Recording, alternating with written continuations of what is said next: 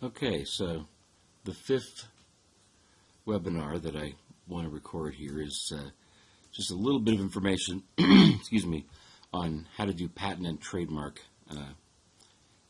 searches.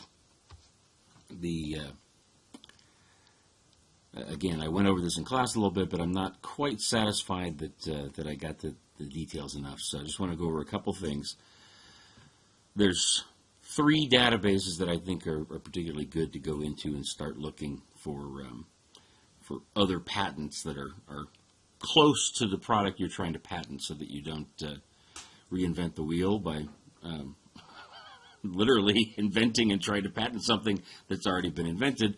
And more importantly, because there's a tremendous amount of patents out there, even if you do find something that's similar, using that document then to tailor your own patent application to make sure that what you are registering and patenting is sufficiently different that it gets approved.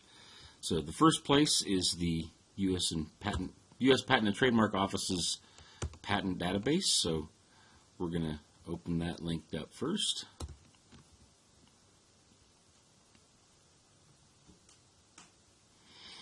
You just click on search for patents here. That'll bring you down to several different resources that the Patent and Trademark Office gives you for searches. I'm going to bring us down in particular to the Patent Application Full Text and Image Database area, and we're going to go to Advanced Search. And you'll notice here that there's a whole bunch of different field codes down here that you can search on, and they give you a little bit of an example of how to use the syntax. So TTL, for example, is the actual title of the patent application. So if we type in TTL /needle, that will bring back all patents filed with the U.S. Patent and Trademark Office since 2001. This database actually covers things since 2001, which gives you a pretty good sense for your immediate patent competition.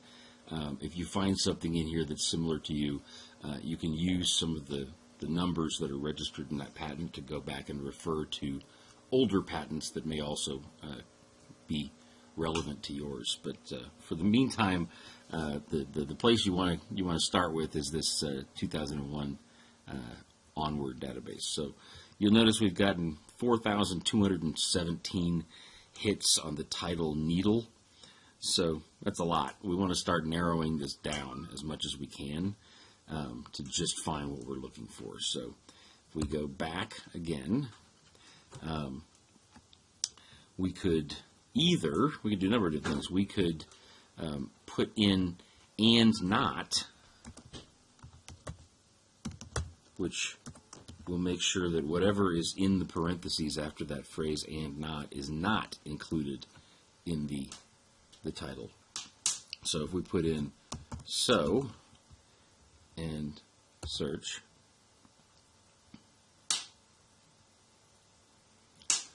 the 42 something, and that's down to 4169.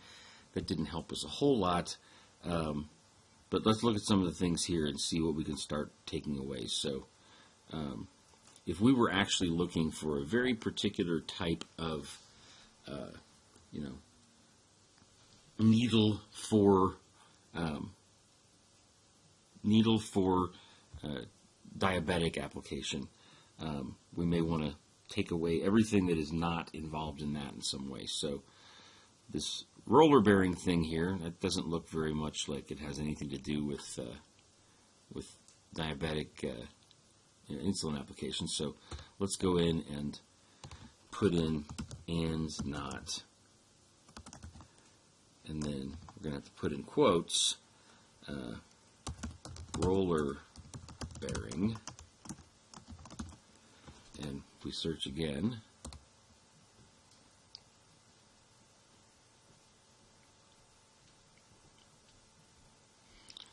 you'll notice that first search result there with roller bearing is now gone, and we're down a little bit more to 4109. Unfortunately, there's no easy way to get down to a small amount of patents quickly. You really just have to continue going in and subtracting things that you don't want until you get down to the patent applications that are left that are the most similar to what you're trying to register. So it's kind of a time-consuming process, but the nice thing is that it doesn't require any professional expertise or a law degree to do it, so you can save a lot of money on your patent lawyer by doing a lot of this legwork yourself, and then just use your patent lawyer to bless the final application at the end, make sure everything looks good. So that's what I wanted to show about the Patent and Trademark Office. If we go back to our other databases here, Google Patents is really great. It's actually a lot more user-friendly than the Patent Office.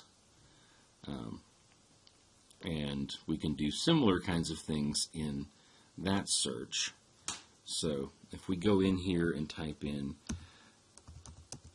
needle, we've got 8 million results. So again, it's a little bit different than the patent website, but for Google, if you use the minus term, just a little symbol minus, and then whatever comes after that minus,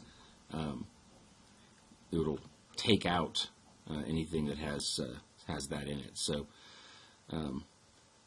manufacturing needle coke, so we don't really need needle coke, so why don't we type in needle and then minus in quotes needle coke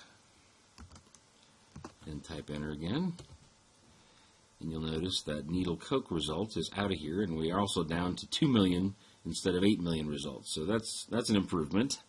Looks like this sewing machine, that we're looking for something for diabetic applications, so we're going to take out minus sew and a star. That'll take out everything with the word sewing in it. That brings us down to 1 million. Again, you just have to go through this process. Oh, look, it didn't take out the result we wanted to take out. Well, that's no good. Looks like the star won't work there. So if we take out sewing, that took out the result there.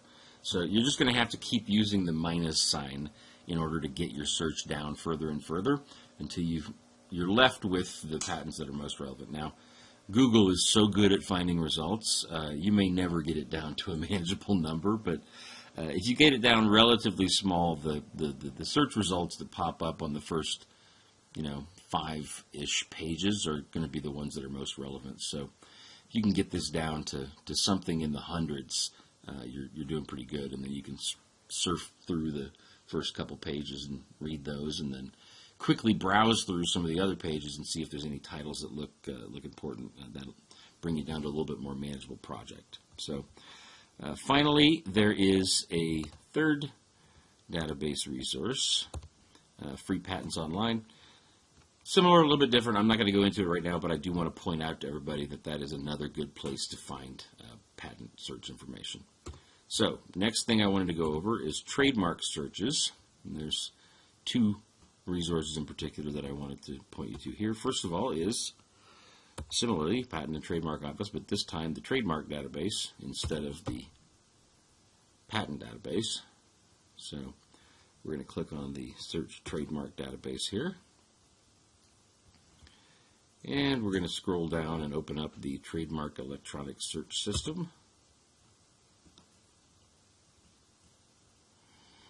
And we can do all kinds of different searches. I'm going to choose here Word and Design Mark Search and free form, so that allows you to construct the search logic yourself, and also will search both the Word and the Design Mark databases. They're actually two separate databases. So we'll click here. And I've already got something from my last search. I just tried to come up with a name that I thought sounded cool and interesting. Maybe somebody would want to patent that. And I thought, Imaginate, that sounds cool. Create, imagine. I've never heard of a company that's called that. So let's find out if there's any other companies called Imaginate. Submit query. Well, actually, there's 12 companies that have in some way or another registered the word Imaginate. So you'll notice there's multiple ones that are live in their live dead status. So some of these things, you'll notice there's a couple companies here that had at one point registered a trademark for Imaginate, but it's no longer active. So you've got two Imaginates in particular that are active here. And if we look at each of those, one of these is for a catering services company. The other is for a construction services company. So actually, there's two different companies that are using this name, but they're in completely different industries, so it's not necessarily a deal breaker if you find a trademark which is similar to what you were looking for. Again, just like the patent searches, you need to find out exactly what it's about and submit a trademark application that is different enough that what you are submitting is unique to the space you are trying to go for. So just one more thing that I want to point out about trademark searches. There's another database here. If we open that up,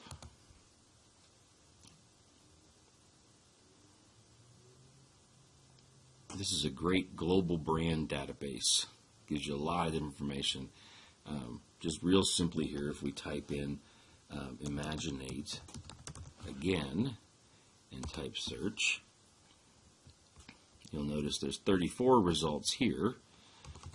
So some of them, obviously the U.S. Patent and Trademark Office is just the United States, so you've got